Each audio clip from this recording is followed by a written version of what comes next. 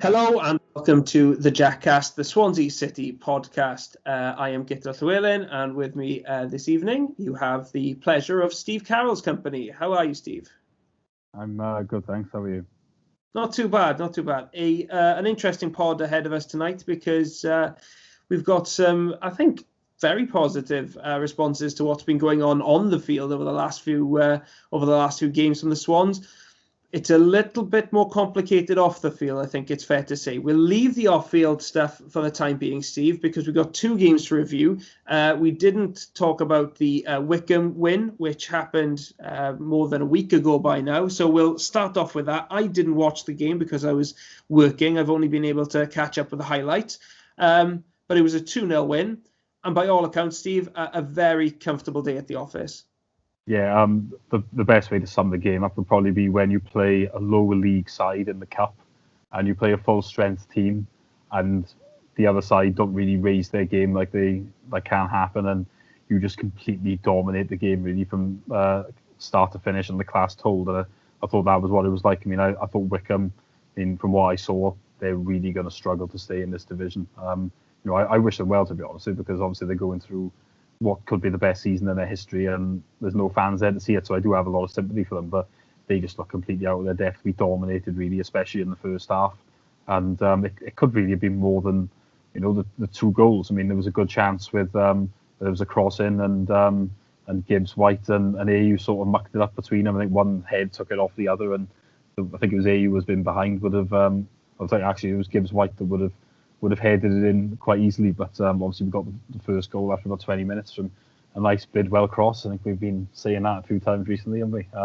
Much to our surprise, but an AU slid in, and then the other one was a nice goal and getting Jamal Lowe off the mark as well. So yeah, it was very comfortable. In the second half, the game sort of faded out really. It wasn't a classic there, but I mean the job was done. There was nothing to worry about really, and but I think I have to mention really Gibbs White in particular, because I thought it was a bit of a masterclass from him. I think we saw, the things that really excite us with him. I mean, he's got great range of passing on him. We always fancy him to create the openings for his teammates, and I think he's going to be a big player for us. And that game really reinforced it. But yeah, it was as comfortable as they come. My prediction of a defeat couldn't have been more wrong on this occasion.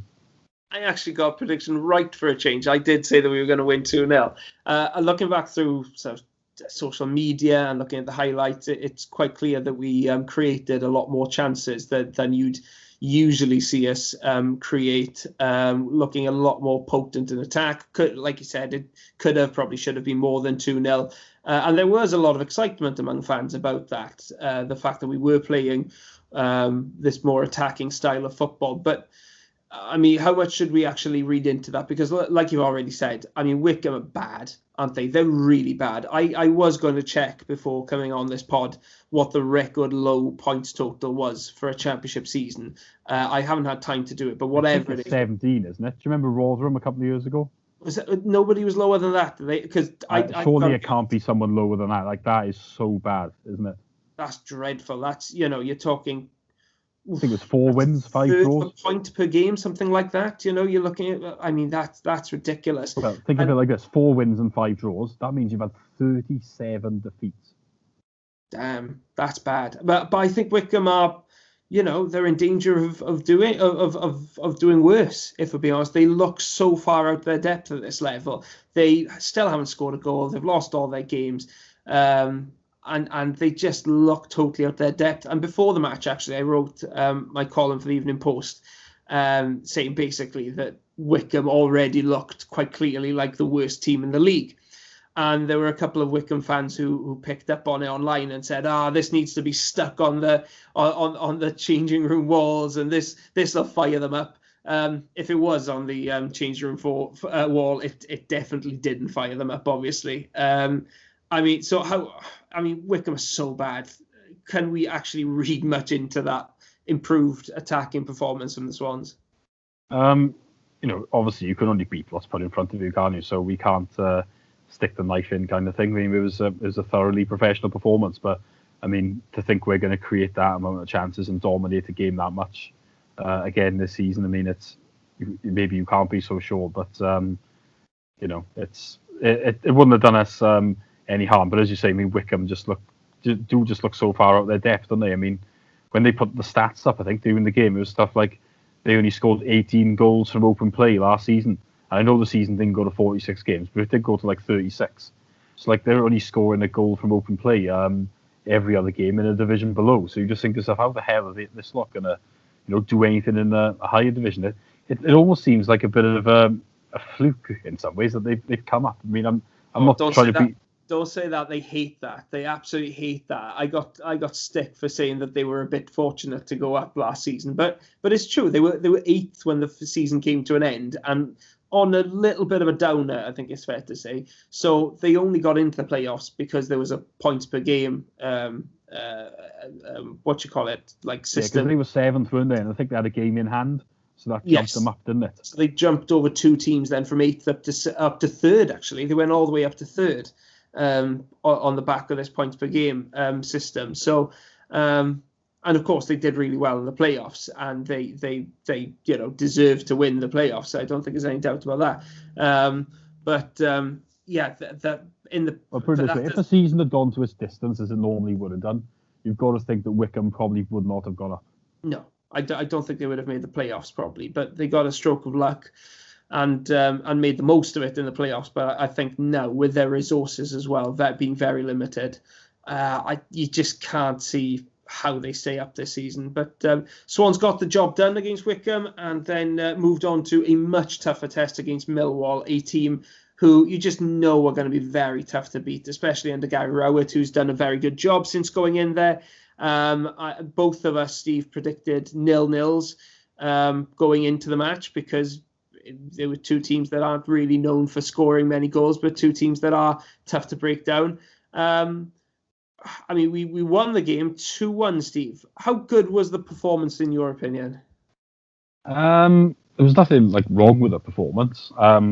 We didn't create a great deal, if I'm being honest. The first half was a non-event, really. Not a lot happened, did it? Which was not a great shock. I mean, as you say, we both predicted a 0-0. I think the pattern of the game was fairly predictable. I mean, it was Millwall standard thing from the Gary Rowett side, really. They'll always try and be very cautious, especially away from home. They'll take the view of, right, let's keep a clean sheet and anything else is a bonus, really. So, yeah, their game plan worked in the first half, and then obviously the second half things did change a bit, didn't they? And there was a spell even where Millwall were on top, if we're being honest, after they'd equalised. But I think it's definitely one of those games. You look back on it, I think I'm very satisfied with that result because that's the type of game where you could easily have seen us not winning because they can be a tough nut to crack. So for us to be able to grind it out, even though we didn't play that well, for me is very encouraging. I'm not sure how you see it. Yeah, I agree with you, really. I thought that was a really encouraging result. Like you said, Millwall are so tough to play against, and we have slipped up against them. We did in this fixture last season, where they employed similar tactics, just absorbing pressure really well, limiting our chances, and then trying to catch us out then. But on Saturday, apart from about a 10 to 15 minute period after we took the lead, where Millwall were possibly on top and they were, they really upped their game. We probably switched off and they got their goal. Other than that, I thought we were quite clearly the better team on the whole. When you look at everything, I thought we were pretty mature in the way that we dealt with the ball. We were very solid defensively. I mean that goal was pretty much the only chance that the Millwall did get. Only clear chance that they got. And after going 1-0, after bringing back to 1-0, I think last season Swans may have frozen at that point and just kind of put all their energy into holding on to the result. But we got the goal, albeit a very scrappy one, to win the game and saw it out. Okay, with a bit of a scare at the end with a possible penalty shout, but we'll get to that in a minute. But I thought on the whole it was a mature, really solid, hard fought win. and probably the most encouraging result of the season for me. And one of the key aspects of it, Steve, was Bidwell getting his first goal for the club. Weirdly, something I don't think I would have said last season, that goal had been coming for quite some time, I felt. Yeah, it had. I think with this new wing-back formation, it's sort of been the making of Bidwell, because he wasn't really a favourite at all, was he, up to a certain point? He's probably one of the ones for the Boo Boys, should we say, if you're looking for a scapegoat. But this new formation seems to really suit him. I mean, going forward, he's been good. There's no two ways about it. He's been whipping a lot of nice balls into the box, and on occasions he's got in there himself. I mean, there was a couple against Preston, I think, where he was in there, and to be honest, he made a bit of a hash of it. But at the end of the day, if he keeps getting in there, at some point there was always going to come a time where he would be deadly for us. And obviously it was a nice little finish as well, wasn't it? Like poked in, quite clever, really. So as you say, I mean, that was coming. I actually quite famously in a WhatsApp group on the weekend did say that other than Lowe, AU and Gibbs White, I said nobody else ever seems to score. And if we're being honest, there's probably a lot of truth in what I'm saying. Because I mean, you look at the likes of Grimes and Smith. I don't know how many Smith has scored for Bristol City, but I would imagine just not many. We know Grimes doesn't chip in with many. And then you're looking at all the defenders. I think any of them have ever scored for us up until that point. But I am more than happy to be wrong. Last season, of course, against Birmingham. Yeah, that's right. And to be fair, Roberts, I don't know if he scored last season, but under Cooper, under Porter, there were a few, weren't there? But if you know what I mean, we don't tend to get many from the other areas of the pitch. Mainly the midfield would be the criticism, wouldn't it? But but that makes it nice then when those players do chip in occasionally, because it can be invaluable. I mean, centre halves and set pieces, especially, as I'm sure we'll move on to next. Yeah, weirdly, I think last season our top scoring midfielder may have been Jay Fulton, who in previous years would have been seen as one of our most defensive players. But Bidwell and Cabango now joint top goal scorers for the Swans this season, along with Ayew and Lowe and Gibbs White. I thought Bidwell did well as well. I mean, while Romeo was concentrating entirely on marking Bidwell and trying to prevent him from getting on the ball, Bidwell had just kept his eyes on the ball, stuck a foot out, and managed to get into the bottom corner. But we did switch off, and Millwall did score. Stephen Bender was in goals, his debut for the club. A lot of people have been waiting a long time to see this debut. I thought on the whole he had a good performance, but I've got to be honest, I thought he was at fault for the goal. I thought his position may have been a bit wrong, and it did definitely go under his body. And it just had a feeling that if he'd, if he wasn't just coming in from the cold after having not played a competitive game since March, is that the kind of shot that he would usually save, Steve? He's going to be disappointed, isn't he? We can't, argue with that. He should have saved it. There's no two ways about it, really. But I did see encouraging, signs from him on the whole, especially with his feet. I mean, he seemed to be very confident. Certainly better than we've seen from Woodman in that area. I mean, it's difficult with goalkeepers, isn't it? Because if you make a mistake, then in general you don't get away with it. The goalkeepers need a run of games. There's no two ways about it. I'm not convinced he's going to get that run, because Woodman obviously only had like a stomach bug type thing, didn't he? So I just thought he'd be back in for the next game. But I saw encouraging signs from Bender, really. I think there's definitely some potential there, and he probably does deserve an opportunity at some point. So I'm glad that he got that chance, and I'm quite relieved for him in some ways that we ended up winning, because obviously the spotlight really would have been on him if we hadn't won, because he should really have saved that shot. But in general, I didn't see the daggers out for him too much on the internet. People did say he should have saved it, which there's no two arguments about it. But at the same time, I did see a lot of people, saying, look, we can't just throw the towel in after one mistake kind of thing with him. We've got to be patient and give people an opportunity. And as far as I'm concerned, that's spot on. But I did see some encouraging signs with him, and let's see what happens, really. I don't think he's going to keep the jersey, as I say, but if he did and he had a run of games, I wouldn't be completely against it. No, I think Woodman is safely the number one, but I think Bender showed enough signs there for us to be able to certainly trust him if he was ever called upon again. And hopefully, of course, he will get further opportunities this season, even though we are now, of course, out of the League Cup.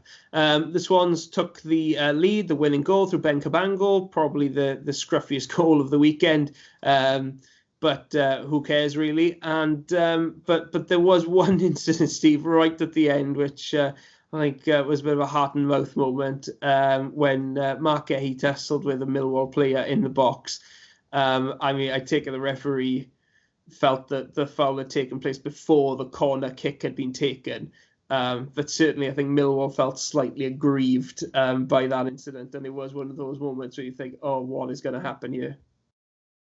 Yeah, we got away with that one, didn't we? Let's be honest about it. That could have been given in another, and obviously Gray himself was on the yellow, so he could have been off. So we got away with that one. We'll have to hold our hands up for that. We'll take it. And I think on the balance of play, as we've said, really, we did deserve to win the game, but at the same time, there was Gray, maybe a bit of inexperience, I don't know, or whatever, but he could really have cost us there. So I hope someone has a quiet word and says, look, don't do that again, because next time it could cost us. And if we all know what it's like. If you concede right at the end when you've been winning and you look like you're going to win, it's such a kick in the bollocks, isn't it? Let's put it mildly. So yeah, we got away with that one, but we're not complaining, are we? Absolutely not. And that win put us towards the top of the division. We have 10 points from our opening 12 games. I think we all would have taken that before the season started, wouldn't we? Oh yeah, there's no two ways on that one.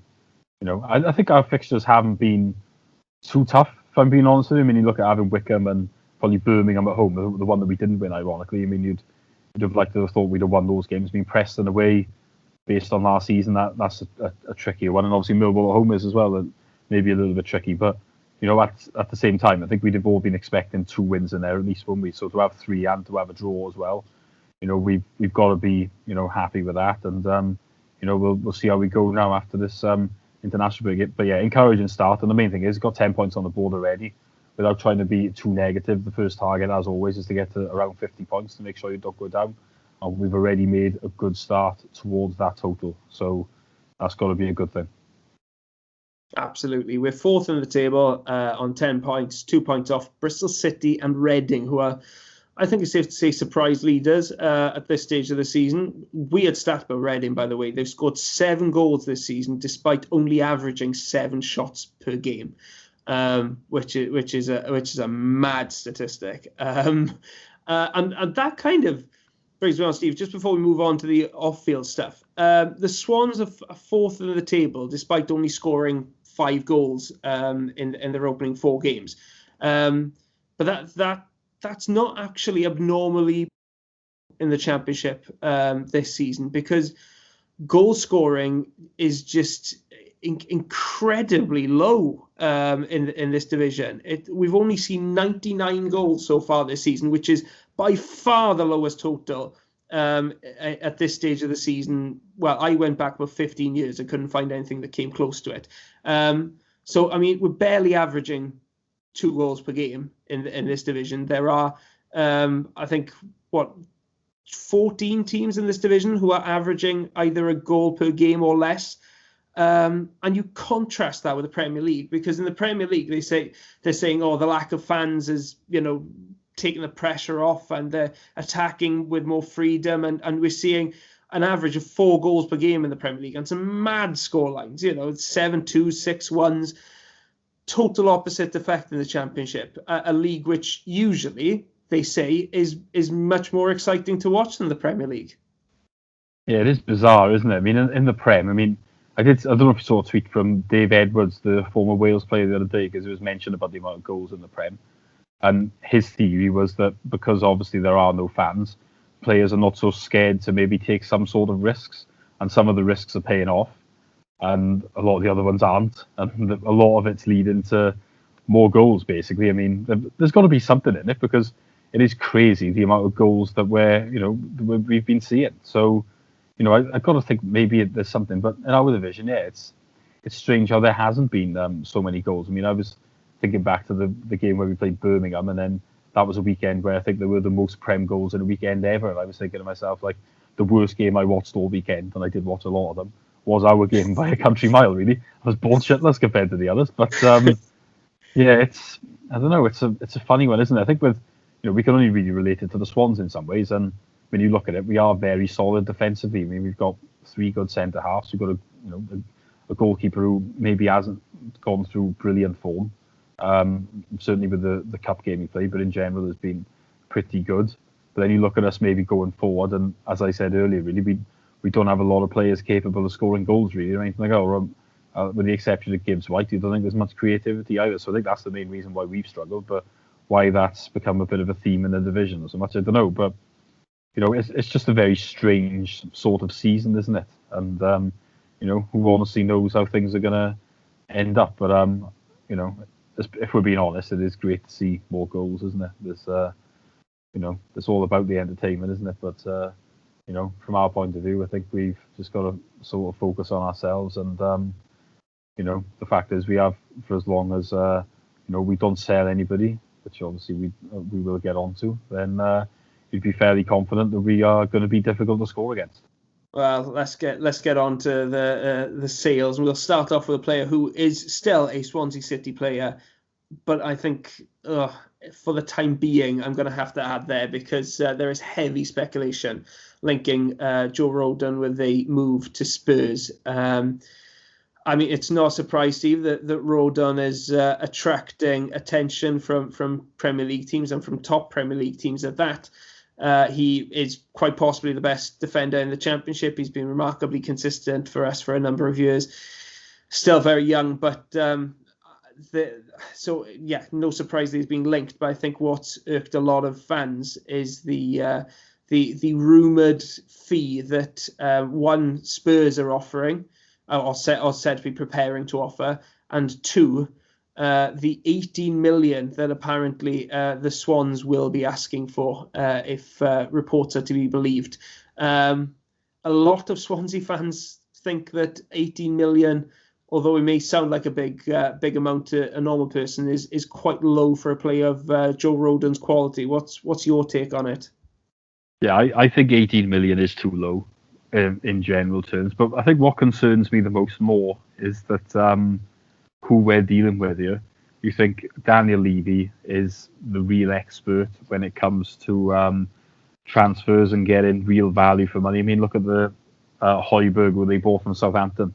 Now, I was reading the thing earlier saying that basically they paid 3 million for him and managed to give Southampton Kyle Walker-Peters as part of the deal. And you're thinking to yourself, well, Spurs didn't want Walker-Peters, so they managed to get rid of him and get in a first-team player who Southampton obviously was like a key player for them. And it's only cost them 3 million, and you're just thinking it's daylight robbery, really. So that's what really concerns me, is that we've got that. Trevor Birch obviously has inside knowledge of us, knows everything in terms of our finances, so that's another disadvantage. And without him here, I can't say that I've got the same faith in our club to basically try and get value for money, and we could easily accept something crap. So you put all that together, like that 7 million bid or rumoured fee that they're willing to pay, that sort of doesn't surprise me that Tottenham certainly is an opening offer. It is laughable, but that's the type of thing that they would do. So, and like I say, if they're thinking they can get Højbjerg for 3 million plus Walker-Peters, they're definitely going to be thinking, right, well, we don't want Carter Vickers. Let's shove them in their direction. They need a centre half. It's late in the day. They're going to have hardly any other options, which will sort of try and force their hand and try and pay about 5 million for him and gift them Carter Vickers with it. So, and I could have seen us going for it. Apparently, we don't want Carter Vickers. I know that, but at the same time, beggars might not be able to be choosers if this goes to a week Friday or whenever it is. So, I am concerned, and I don't like the fact that we've gone out there and said we want 18 million. Surely, what you do is you say you want more than you actually do want. We shouldn't be saying that we want 30 million, and then we can end up, it'll get knocked down a little bit, and we'll end up getting 20, maybe rise into 25 or something. So I think by saying 18, instantly that makes me think that we will take something like 13 or 14, and that makes me feel very uneasy, because I think that's a bit of a snip in today's world. I mean, you look at Adam Webster, I think it was, went from Bristol City to Brighton, and that was for 20 million, and then you look at Ben Godfrey now has gone to Everton for 20, raising to 25. I know he's played in the Prem for a bit, But again, I mean, I think Rodon is, he's a real top player. There's no two ways about it. And I worry we're going to get shortchanged here, and it's going to make us all very angry. Is how I'm seeing it. I know you were tweeting out yesterday, weren't you, saying that basically 18 million is not enough. So I mean, what's your thoughts? Yeah, I don't think 18 million comes close to it. I think it is difficult to establish a player's value, etc. But I just, like you said, when you name players like Adam Webster, who is a good defender, but I think Rodon is better. I don't think there's any doubt about that. Rodon is better now than Webster was. That move. You had Brighton over the summer valuing Ben White at about 30 million. I don't think there's much difference between Ben White and Rodon. I think you could compare those two. Ben Godfrey is one that's been quoted a lot. He's gone for close to 25 million now. And people say, but he's had a season in the Premier League. But I'll be honest, it's not as if he distinguished himself in the Premier League. I never thought he really stood out in a bad Norwich team. I never thought, do you know what, this Norwich team is bad, but you can see that he's good. I thought he looked as out of his depth as everybody else. Obviously still a young player, but I think if Ben Godfrey can go for 24 million, then why can't Rodon, really? I don't think we should be looking to accept anything less than 20 million. I think that should be an absolute cast iron low bar, basically, for what we are willing to accept. I don't think we should really consider anything below that. I don't know what the club's finances are like at the moment and how desperate we are to sell. What I will say is I've been expecting Rodon to go all summer. We thought at the end of last season it must be inevitable that Rodon's going to go. But we've held on to him for so long now that I was starting to think, do you know what? Maybe we'll keep him for a bit. And suddenly, a really strong piece of interest has come in now from Spurs, and you're thinking, it's going to be difficult. I don't think it's a done deal. I mean, the impression I get is the Spurs value him quite a bit lower than we do, even with our lowest valuation. But there's still a long time to go until that second window closes, and a lot can happen in that time. And I at this point, I think I would be surprised if Rodon is still with us for the rest of the season. And I mean, if I don't really want to tempt fate or anything like that, Steve, but if he does go, how much of a loss do you think he would be for us? Well, it's a huge loss because he's our best defender, and we wouldn't probably be able to replace him with anybody as good, let alone the fact as well that it'd be late in the day, and if we're being honest as well, like we'd be a centre half short, wouldn't we? So that's the problem. I already think that we need a centre half as it is. Because we are short. If one gets injured or is banned, then Cal Norton has to come in. I mean, that's not bad as a stopgap, but ideally you want another centre half in there, don't you? So it would be a huge loss. It would be a big blow. I do get the need that if we get a good offer, it's difficult to say no because obviously our parachute payments are dropping. They've dropped by 20 million. Obviously there's no gate receipts at the moment, and that's another kick in the bollocks. So if we're being honest, if we get a good offer, if we were to get offered 20 million, rising a little bit, then I think we would have to take it, if we're being honest with you, even though I think there would be potential to get more in an ideal world. But I think we've got to be realistic about this. What can you do when you're in a situation where the parachutes are dropping, and again they'll drop next year, and then it's not the type of thing you like saying, because you always want to keep your best players and you want to try and build something, don't you? But at the same time, our finances have to come into it as well, really, don't they? So, it's going to be a big loss, though. I'd also say, I mean, in fairness to Rodon, I mean, he's been a good servant to the club. He is too good for this league. There is no doubt about that. I think everybody's in agreement about that.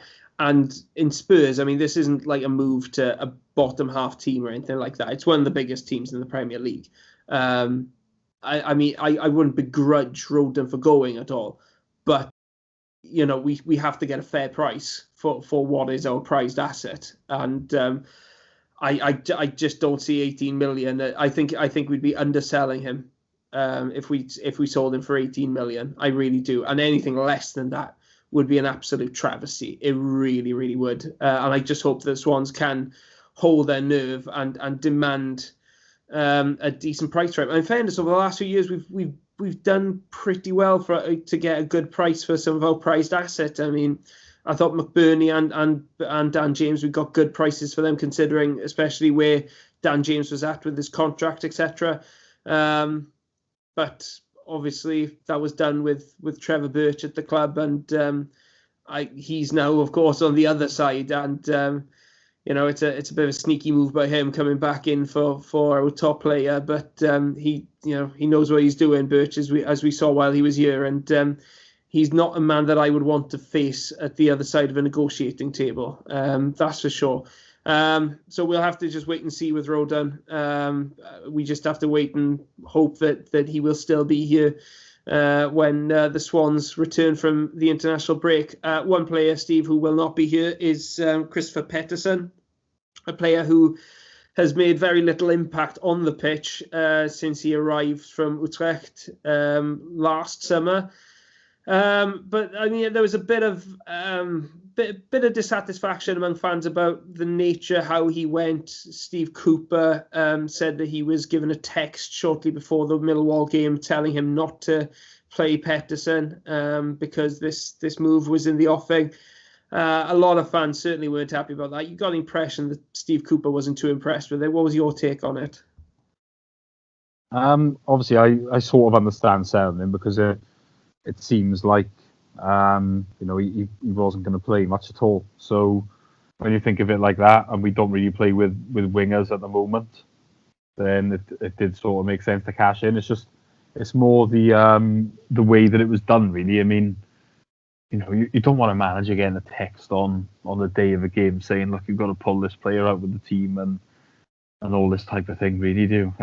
It just looks quite unprofessional. But I think the main thing I read into it was that, Cooper now is starting to air his grievances in public. And when that happens, you can tell he's quite annoyed. I think there might be an issue now that Birch isn't here anymore, because before that, he never really used to say anything. But I mean, the week before he was saying, look, we can do something this season, but we need new players to come in. Mainly about a striker he was talking then, and now he's had a pop about this.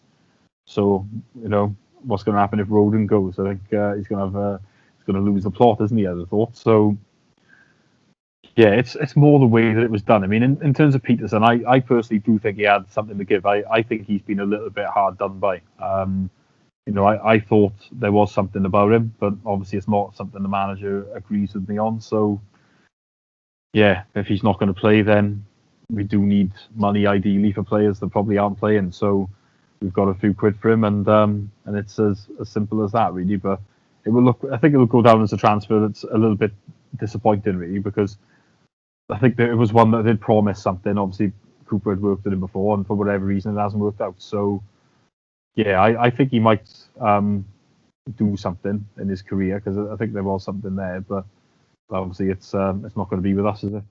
No, it was one of those signings. You see the YouTube videos of an exciting winger cutting inside and hitting the ball at the top corner. You think, oh wow, this is going to be an exciting player to watch, and we just didn't see much of him. Full stop. He made 12 appearances in all competitions, just 7 league appearances. Of course went out on loan in the second half of last season.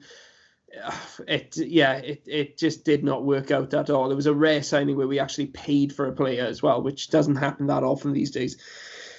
But it just did not work out, and I think like everybody said, I don't think it's a massive loss in terms of losing the player, because he's a winger and we don't really play with wingers anymore. It does limit our options somewhat if we want to change system, but while we're happy playing with at the back and wing backs, his options were going to be limited. He wasn't going to get much time on the pitch, and so I think it did make sense to just cut our losses, but it was just that text that got quite a few fans a little bit concerned, and seemed to annoy Steve Cooper as well.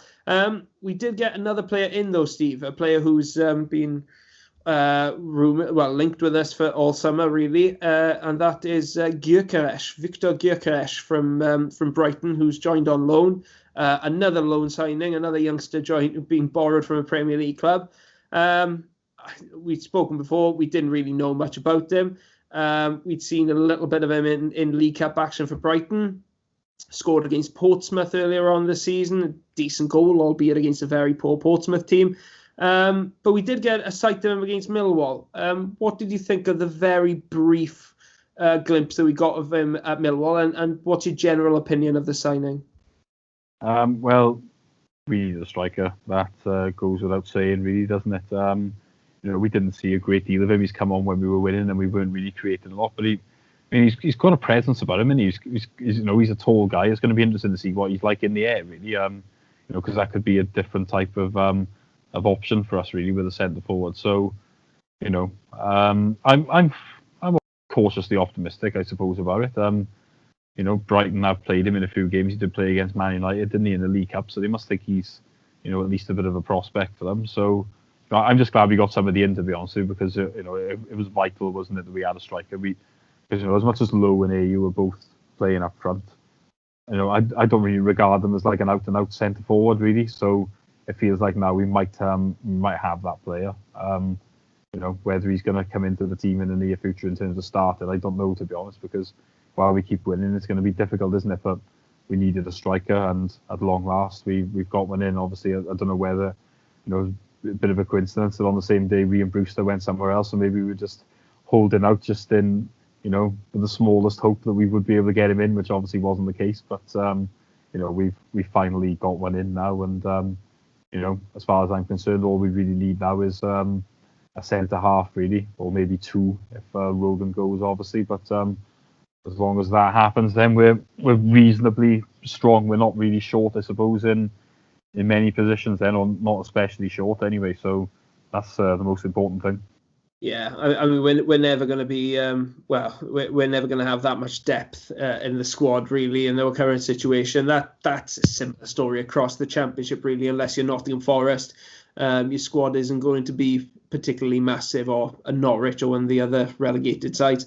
I mean, I thought he did okay in his cameo when he came on. He definitely gives us something different. I just wonder where he's going to fit in, really. I don't know if because I don't think IU or Lowe have done much to merit being dropped.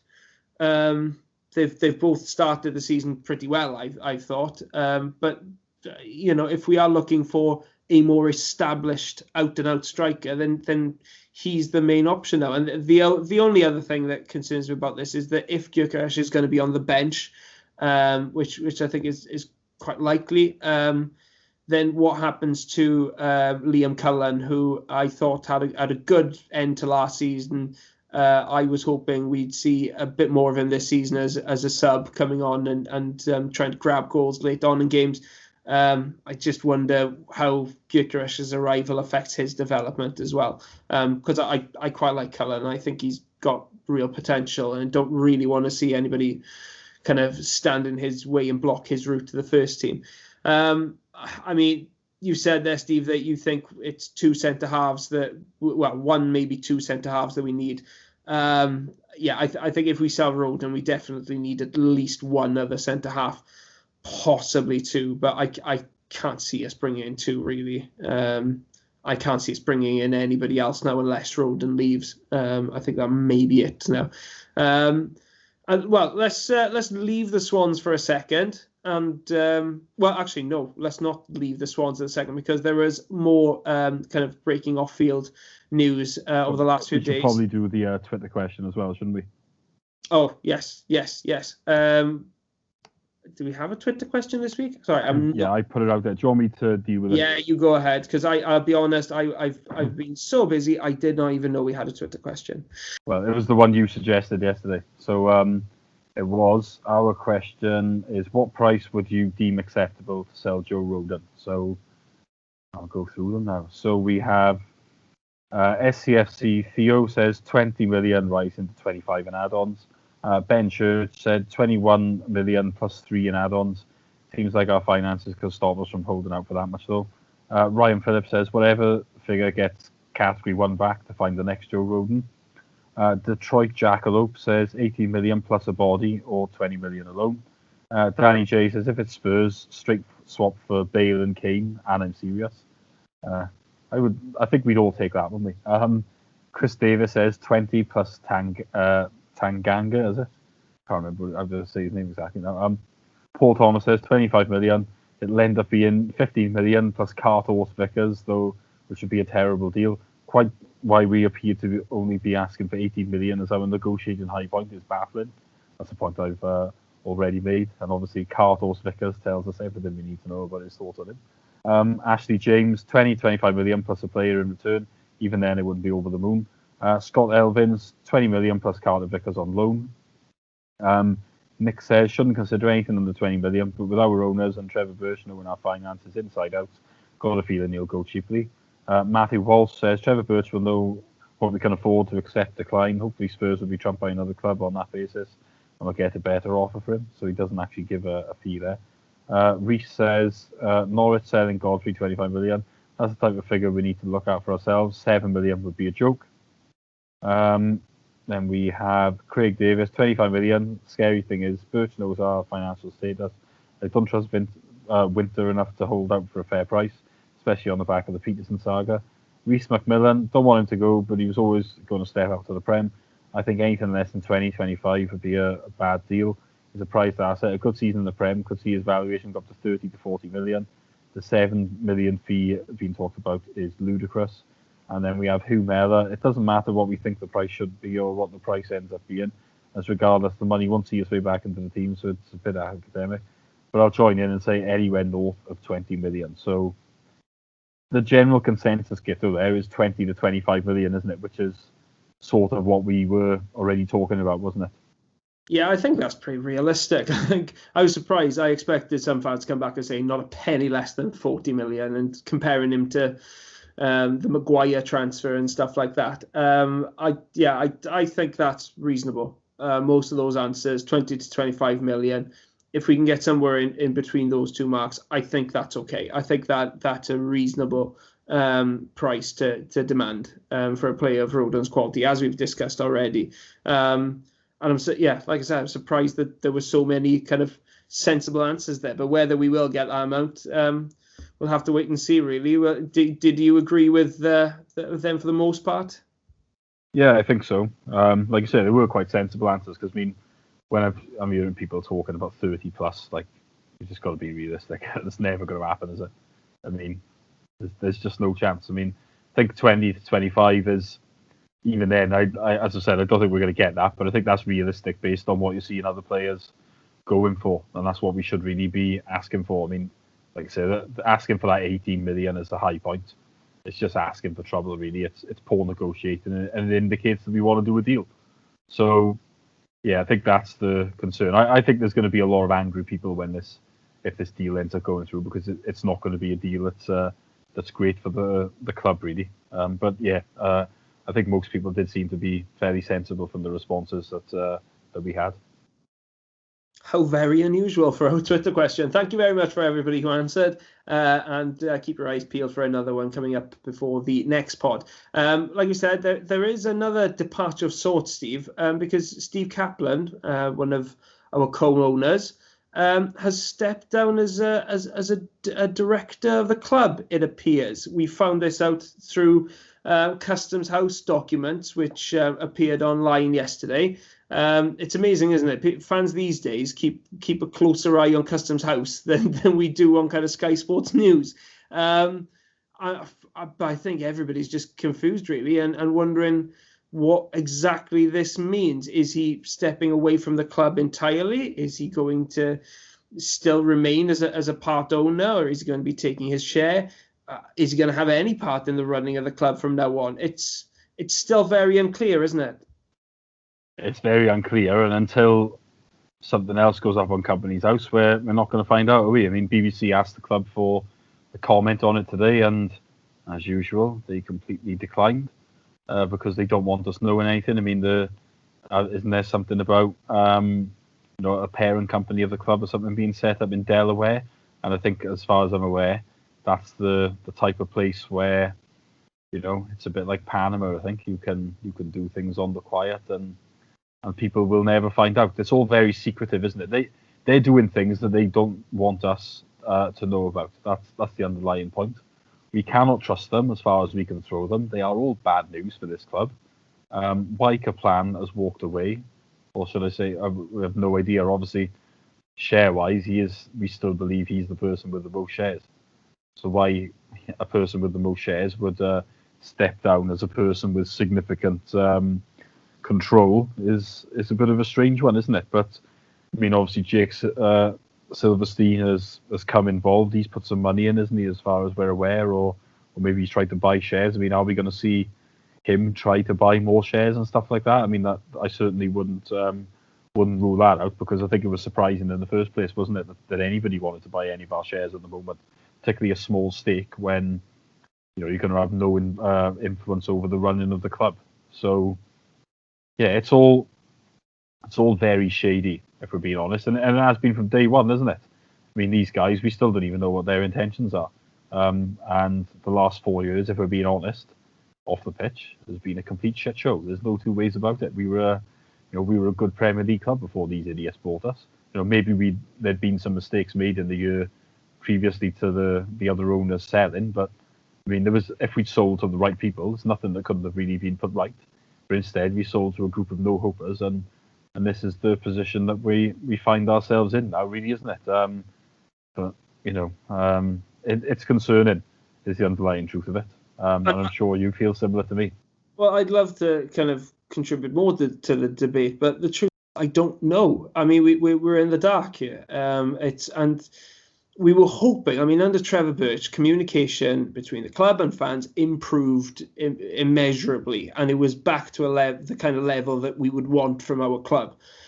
And it's concerning that now that he's off the scene, kind of we've had more of these kind of, these kind of situations where we're just getting dribs and drabs of information without really getting a full picture. And this is something I think fans have a right to know, really, about how their club is run. The majority owners has resigned as a director. What does that mean for the way the club is run now? What can we expect to change now that he's not there? I don't think it's unreasonable to ask that, and it is unreasonable for the club to then turn around and say, no, we're not commenting on this. That's a dereliction of duty, really, on their part, if we're being honest.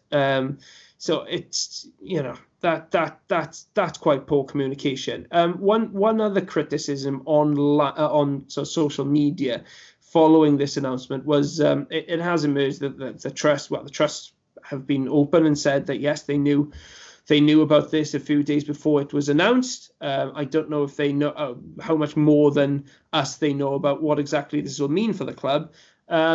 But there have been a couple of examples now over the last few weeks of the trust knowing a few things in advance and not sharing it with the fans. And that's caused a lot of fans to question, well, what is the purpose of the trust then if they're not going to be open? I do think that's a fair criticism, Steve, or, there are people out there who are happy to have a swipe at the trust whenever they can. Is it another case of them take a pot shot at the trust when perhaps there are other people who would be more deserving of that criticism? Well, there's definitely more people who are more deserving of the criticism. However, I think at times the trust don't help themselves. I mean, we know basically what the communication from the club is like. It's more or less non-existent, isn't it?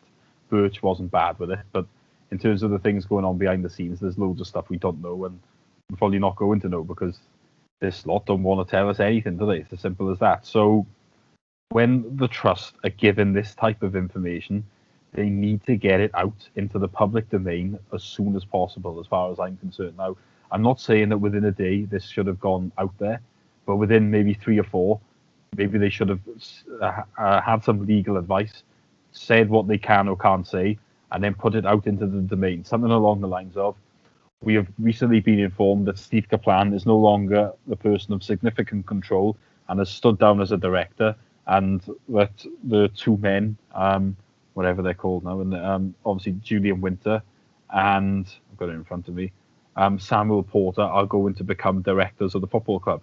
Now, we've tried to find out why this is, various other things, tried to find out more about Jake Silverstein, but we've been unable to. Our questions are going unanswered. We are very unhappy about it. And we believe that these are things that the supporters trust and the fans of the football club need answers and need to be reassured about things that are going to go on in the future of the club. Now, if a statement like that had gone out, before anyone had loosed on Company's House, then everyone would have gone about the trust. Oh, this is, a lot better. We're being kept in the loop, even though obviously the ownership are not telling us certain things. The trust are asking the questions, and as soon as they're finding things out, they are letting us know what those things are.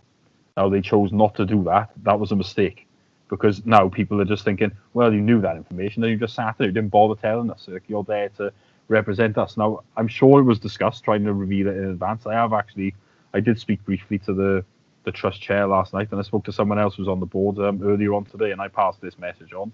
And what I was told was that obviously it's majority rules. So I read into that some people did want to get this out into the public domain, and obviously the majority thought that they should be better off waiting. Now, I think one of the arguments as well was that obviously the information could have changed in that meantime. Well, and if it did, well, fine, it doesn't matter, does it? To say that this is what we were told, and now the Americans have gone back and they would. It wouldn't be the first time, would it? So for me, they just didn't help themselves. They are not to blame for the things that are going on at this club. There's no two ways about it. But at the same time, I think sometimes they're not as proactive as they should be. That was the golden chance to set the agenda and get the information out there on their terms. They chose not to do it, and it's not a good look. That's how I see it, really. Is that a view you share? Yeah, I just think ever since the takeover, the trust was, caught by surprise entirely by that. They were treated very badly, obviously, but since then, they've just really, I think, struggled to find their place in the club and struggled to work out what their role is in this new club. They're still lost. They're still struggling to figure that out, and I think that part of them is sort of trying to build a good relationship with the owners and with the people running the club. And I'm sure that's why this was not sort of leaked straight away to fans, or revealed straight away to fans, I should say. But at the other hand, then what's the point of the trust if it's not answerable to fans, and if it doesn't treat the fans as the most important people at this club? And finding that balance, it's going to be difficult, but they're way off at the moment. They're still totally lost and still totally confused about how they're meant to operate in this new environment. And that's worrying, because it's 4 years now since the takeover. That's hard to believe. It's but it's been a whole 4 years since the takeover, and we've still got a situation where the trust has a lot of shares, has the potential to have a lot of money in the bank, but has very little say in the club, and is just kind of floating around the place at the moment, and just becoming more and more anonymous within the club, and becoming less and less relevant to fans, I think. And incidents like this just don't help their case, unfortunately. And they're in this directionless state, and they've got to get themselves out of it, or they will become entirely irrelevant. That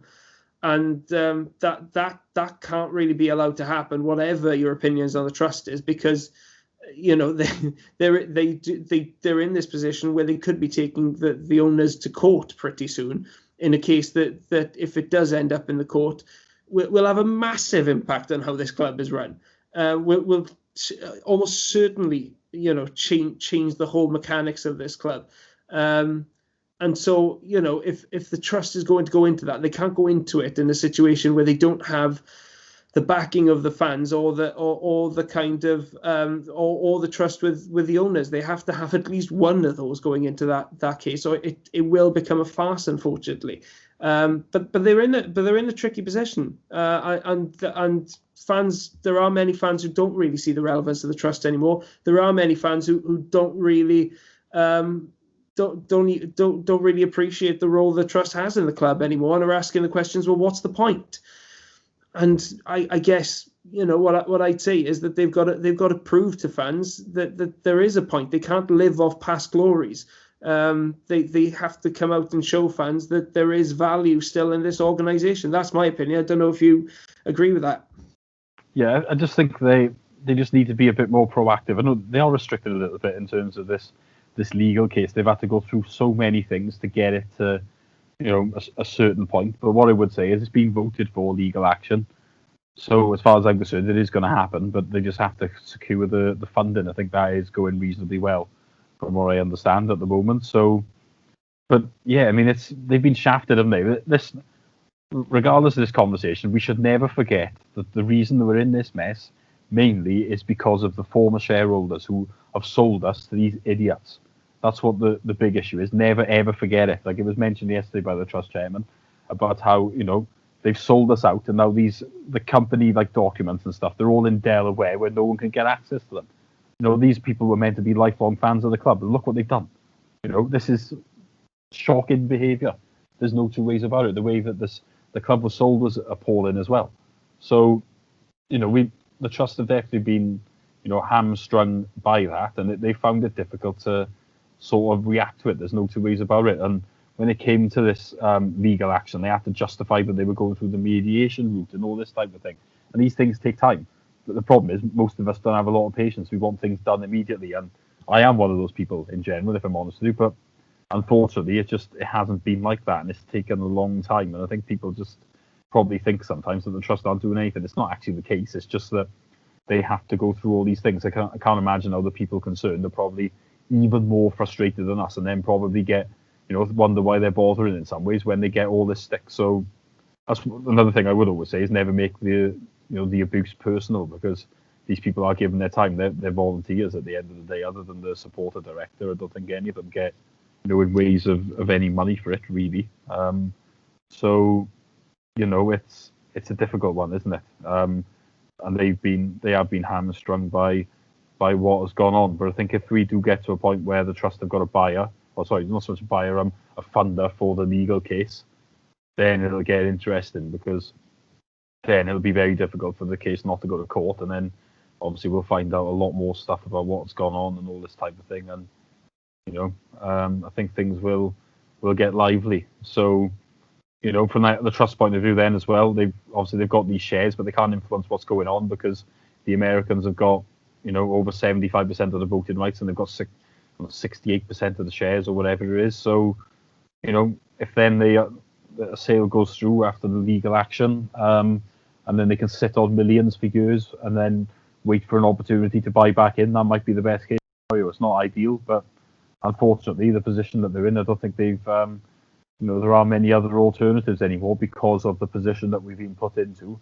by the former shareholders. I can't emphasize that enough. It shouldn't be forgotten that these people are the real reason why all this crap has happened. They may have done a lot of good for this club, but they've now caused a lot of damage that it's going to take a long time to sort out, unfortunately. And it's really disappointing, considering that these people were meant to be lifelong supporters of the club.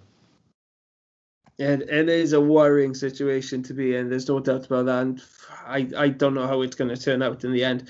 Let's move away from the Swans, have a quick chat about Wales, because we're in the unusual situation where there are 3 international matches coming up in this international break. We're starting off, Steve, with a friendly against England.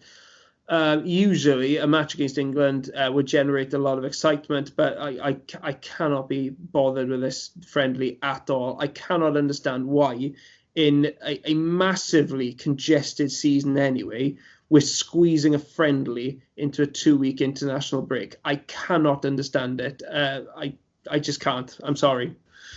No, I agree with you. And it's even more farcical. It's against England, because obviously it's against a good nation. It's against our arch bloody rivals.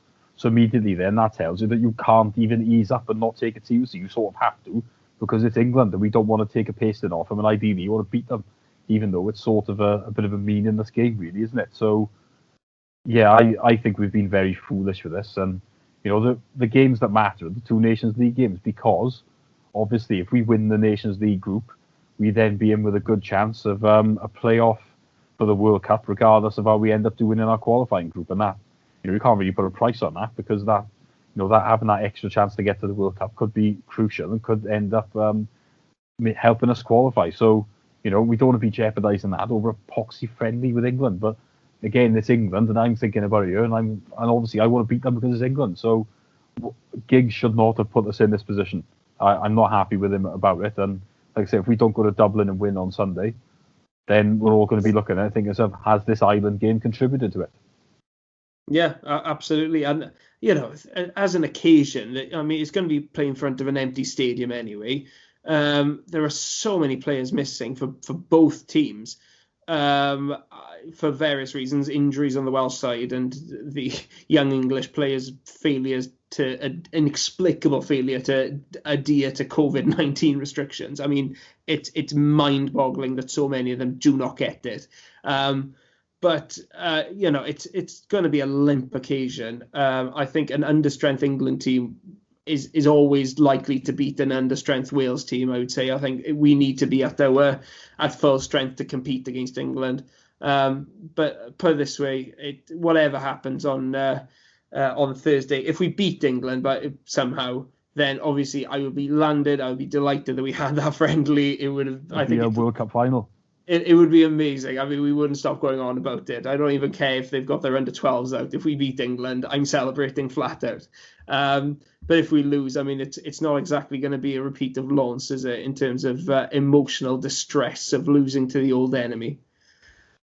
No, it definitely won't be that. That was a particular, that was tough to take, wasn't it? There's no two ways about that one. But it's an interesting test for us. But I mean, you look at it, as you say, we're missing players, and it's going to be difficult, isn't it? But I mean, if we're being honest by that, I could see it ending in a really dull 0-0, because I know England's game with Denmark was renowned, wasn't it, for being really bad, their last game. And if we're being honest, our game with Bulgaria was dire, even though we had that last-minute winner, and the Finland game wasn't great either. So yeah, I could easily see a sort of non-event 0-0. That wouldn't be a big shock, but I think we'd be quite happy with that anyway, wouldn't we? It'll be interesting to see what happens, because England, looking at them now, they've not been playing amazingly of late. Their last internationals, like you said, were quite limp, and a lot of their key players aren't in particularly good form as well. So I can see a situation where they turn up looking limp and not really up for it, but they'll still be big favourites. There's no doubt about that. But hey, it's a friendly with weakened sides in the middle of a pandemic. Never has an England-Wales match mattered less, I would suggest. But there is more riding on Sunday's match away in Dublin. We're once again playing against the Irish, as we always seem to do. I am fed up of playing East Ireland, I'll be honest. I'm fed up of watching Ireland. They're dreadful to watch. They really are. I saw them in their last international against Finland, and their new managers trying to get them playing a slightly more cultured style of football, as opposed to the dross that they played under Martin O'Neill, which was just bully boy tactics and long balls, and then Mick McCarthy, which was just typical miserable Mick McCarthy football. But they just don't have the quality from what I can see. I mean, not long ago, Steve, an Ireland team was packed full of Premier League players, players who were decent on the ball, as well as players who really gave 100% whenever they played. These days, I watch Ireland play, and it just looks like a pretty meek Championship side most of the time, I'll be honest. And even though Wales are going to be without the likes of Bale, Ramsey, Allen, I would still say that Wales should beat this Ireland team, really. Oh, I agree with you. There's no, I can't disagree. Ireland, they're a poor side. We saw it with them, didn't we, in the recent Nations League game? I think we travelled there, and Ramsey and Bale didn't play, and we still won 1-0, and it was fairly comfortable, wasn't it? So yeah, they're a poor side. They have been now for a number of years, really. I mean, I think they did very well to get into the playoffs a couple of years ago when we were still in the same group as them. Really, they're just experts, really, at killing the game, being a pain in the ass. They've got a big side. They'll frustrate you. They'll sit deep. Then they'll play with a couple of quick wingers out wide to try and play on the break. And obviously, then they'll love a set piece as well and get the big centre half forward from that point of view. So, I think they don't really have the players coming through. That's the truth of it with Ireland. I mean, as you say, they've previously had good players. I remember, if you look back 20 years ago, for example, when they were in the World Cup, and they had Robbie Keane, obviously, who was a tremendous goal scorer for them. They had the likes of Damien Duff and obviously Roy Keane and Dennis Irwin and people like that. Their best player now is probably Seamus Coleman, isn't it? So they've just gone through a spell, I think, where they're not really producing many players. So that can happen, really, can't it? So yeah, we should be going there, shouldn't we, and winning.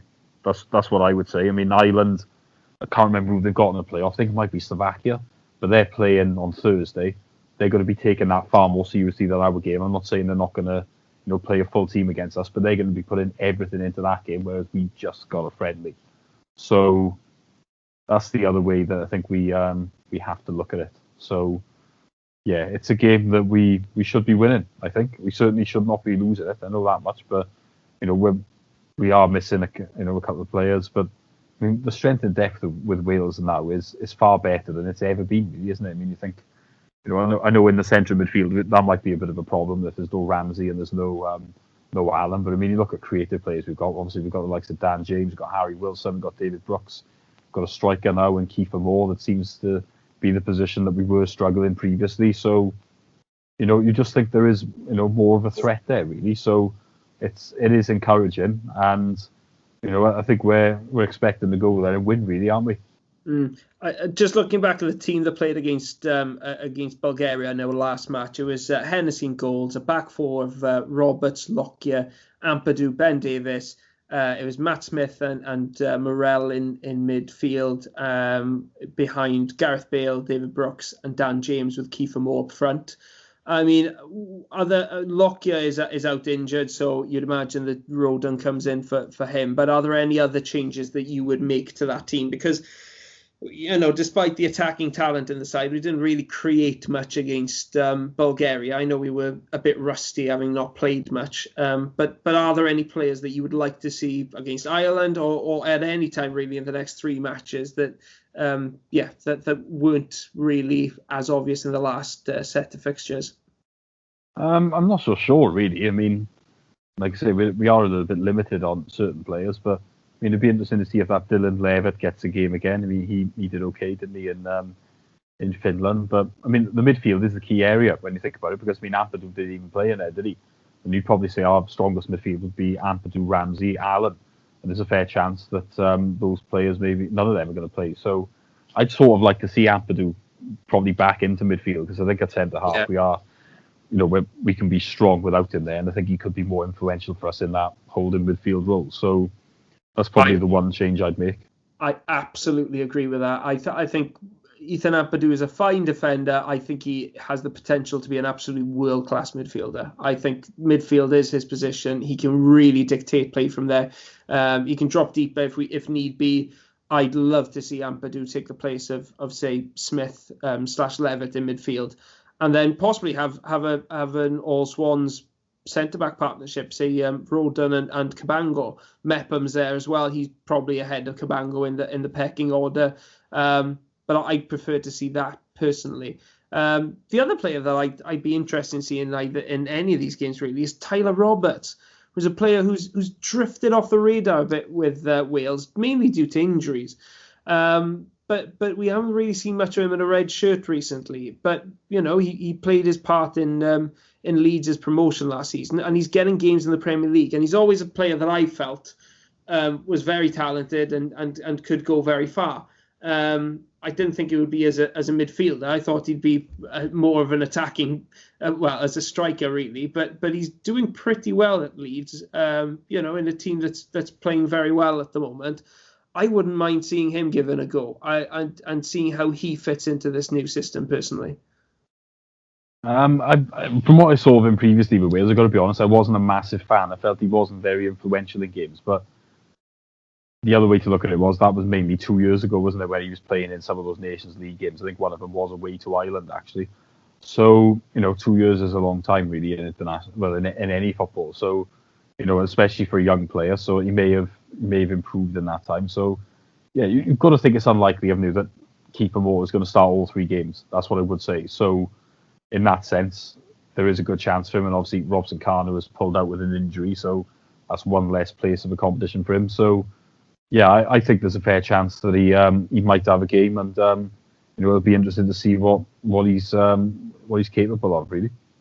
Yeah, and the final game, of course, this week in what's going to be a packed week for Wales. They'll travel to Bulgaria.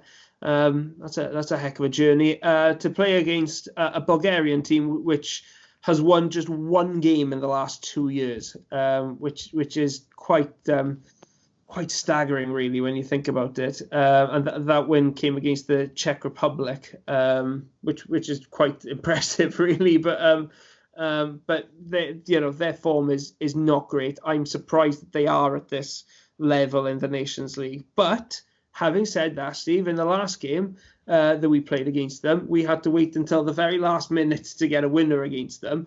And this young team, which doesn't have many caps to its name, they could play a bit of football. They were decent, at least keeping the ball, and decent in possession, I felt. Yeah, I thought Bulgaria did well. I think they were unlucky, to be honest, that to lose, especially in the way that they did. They frustrated us. We were not great in that game, if we're being honest. There's sort of similarities, I think, with Wales and the Swans in terms of we don't really look like conceding. We're decent at keeping the ball, but we don't create enough. And we really did not create enough against Bulgaria, if I'm honest, especially in the first half. I was bored shitless. So it was an absolutely terrible game. But we nicked in with that late winner with Nico Williams getting on a header at the far post, which was very valuable for us, really. But yeah, I thought Bulgaria, considering the run that they've been them last year, to lose 6-0 to England, and they were really, really bad. There's no two ways about it. But yeah, I thought they would take some confidence from that, and maybe they'll be harder to beat for us. I mean, they played Ireland in their other game, and they conceded right at the end, didn't they? So they weren't far off winning that. So it could be a tough one for us. I think the key to both games, I think, will be if we can score early. I think if we can, we're in business, because I don't think either side are going to have a great deal of confidence to come back from it. The longer it stays 0-0, the harder it's going to get. I would have thought.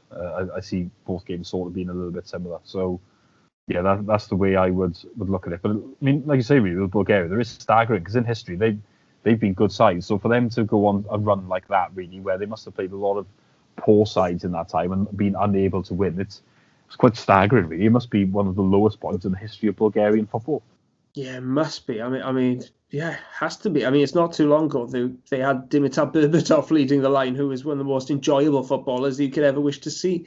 But they've gone through a lot of changes. They've got a lot of youngsters in the side, and just players who've not really got much international experience. I mean, they've got one player in the entire squad with more than 30 caps, which is quite staggering, really. I mean, you'd have to say, though, I know Wales weren't brilliant in the last two games, but you'd really expect them to get wins against Ireland and Bulgaria in these games. You would have thought they're not good teams. They really aren't good teams. But Wales, having said that, have put themselves in a good position in the group with 2 wins from the first 2 games, and that means that the pressure is very much off for these 2 games, and there isn't as much need for the win. So I guess there won't be too many panics if we don't get maximum points in these games. Let's just look ahead very quickly then to the match which awaits us after we come back from the lockdown, and that is the Swans travel to Huddersfield. We welcome Huddersfield to the Liberty on Saturday, the 17th of October. Steve, we picked up Huddersfield last season, beat them 3-1 at the Liberty.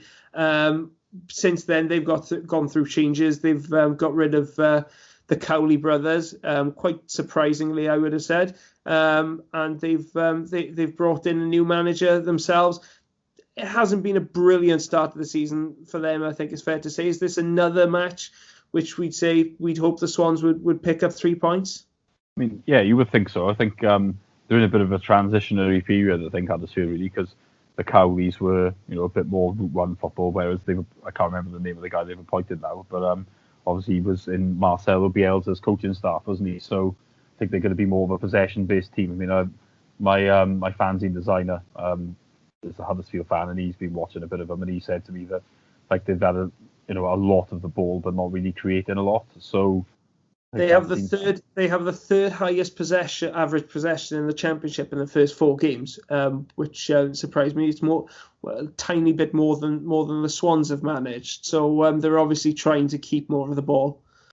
Yeah, that, like I said, from what my mate had told me, that doesn't surprise me really. But I think their cutting edge is a problem. Like I did watch the highlights the other day, and they nicked the late equaliser against Rotherham with the aid of a huge deflection, really. So I think that seems to be their problem. I think maybe they're going to take a little bit of time to get going, really. I mean, when you adjust to that type of style of play, I remember when Roberto Martinez was our manager, we didn't start the season that we won the league really like a house on fire. It did take us, a dozen or so games really to get going. So be a similar type of thing for Huddersfield. I'm not saying they're gonna be a real team to watch or anything, but until you see maybe the best of them and what they're capable of, it might take a few games is what I'm thinking with them. It can happen, can't it, really, when you get a new manager and you've got a different type of philosophy. You don't expect to see big changes overnight really, but it'll be interesting to see with Huddersfield. I mean, if they're dominating the possession like you've said, really. I mean,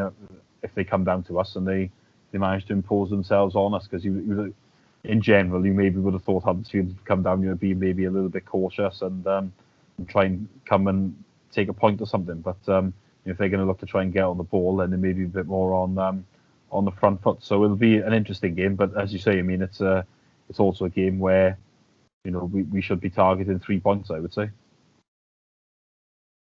Yeah, absolutely. I mean, they've had one win so far this season. That was against a Nottingham Forest team who, well, we all know they're in dire straits at the moment. They've just sacked their manager Sabri Lamouchi and brought in Chris Hughton, so things may be changing there soon. But that's their only win of the season so far. They had to rely on a fluky goal against Rotherham to get a point there in their last game. So they are taking a bit of time to get used to this new way of doing things. I think end product is a bit of a struggle for them, and I think that the consensus, like I said, is that they're okay without the ball. They're organised enough. It's just at the other end of the pitch. I think that's been their problem for quite a few years now. Even when they went up to the Premier League, I think they went up with a negative goal difference, which is pretty remarkable. But I'll be honest. I think. Again, if the Swans are serious, well, I don't think there's any excuse for the Swans not to continue their very good start this season. If I'm being honest, they looked confident against Millwall. I felt they looked extremely confident, which perhaps wasn't the case against Preston and Birmingham earlier on the season. I didn't think the passing was as sharp in those 2 games. I didn't think they had as much self-belief. I thought against Millwall they looked a bit more assured on the ball and a bit more kind of just confident in themselves, I guess, and they'll carry that through to the Huddersfield game, and I think they'll feel like the 3 points are there for the taking, and I think it's been a really good start to the season, Steve, and I can see it continuing beyond the international break, but we don't ever know, do we, how teams are going to react when they come back from that international break, especially considering the Swans will have quite a few players away over the coming week. It always seems to derail us, doesn't it? Especially if we're on good form. So it's probably not coming at a good time for the Swans, if we're honest. I mean, you look last year, we won 5 and drew 1 of the first 6 games. And then we played Forest after the break and we ended up losing. So I think it's happened a few times. I remember once in the Prem, we started really well and we went to Watford and we were shocking and ended up losing. So it does make me feel a little bit uneasy. If I can't deny that one. It's not a great thing for us. But I mean, if you look at it on the face of it, it shouldn't. There shouldn't be anything to fear. Huddersfield, like I say, having a great start to the season. But yeah, it can sometimes just upset that bit of momentum. I mean, if you look at maybe in the Prem the weekend now, the likes of Man United are probably grateful for the international break because they've taken a pace in. And they've got 2 weeks now where maybe they're going off on international duty and they can forget about it somewhat until they come back, and that break might be just what they need. Whereas the teams that are on that high, after you've given someone a battering like Spurs did, obviously, and maybe Villa did, they'd be like, oh, we've got a break now. We don't want it to disrupt our momentum. So let's just hope that doesn't happen to us because we have had a nice start to the season, but the games are going to keep coming thick and fast. And I think we've got Coventry on a midweek just after we play Huddersfield, and then we got Bristol City the week after, and then there'll no doubt be more midweek games before the international break. It's just relentless, isn't it, this season? Yeah, it's going to really, really get busier now over the coming weeks, which again makes this packed international break even more ridiculous. But we'll wait and see how the Swans react to that packed fixture list. If you want to see how we cope in our predictions for the Huddersfield game, tune into the Twitter account just before that match, and we will be sharing our predictions ahead of that. I think for the Millwall game, Steve, I think Matt got it spot on, possibly. I think both of us got it wrong. So he's quite far in the lead in the predictions table. So it's just great that he's not here to gloat about it, really. But yeah, we're going to need a Kevin Keegan-style collapse at this rate from him. Yeah, that's not impossible. The only difference is I don't think I'm really Alex Ferguson's Man United to catch him up, if I'm being honest. I don't think I can really sustain the pressure. Would you love it? That's the question. I would love it if we beat them. So thank you very much for joining us. Like I said, keep your eyes peeled on the Twitter account for any future developments, Twitter questions, predictions. But until next time, thank you very much for joining us.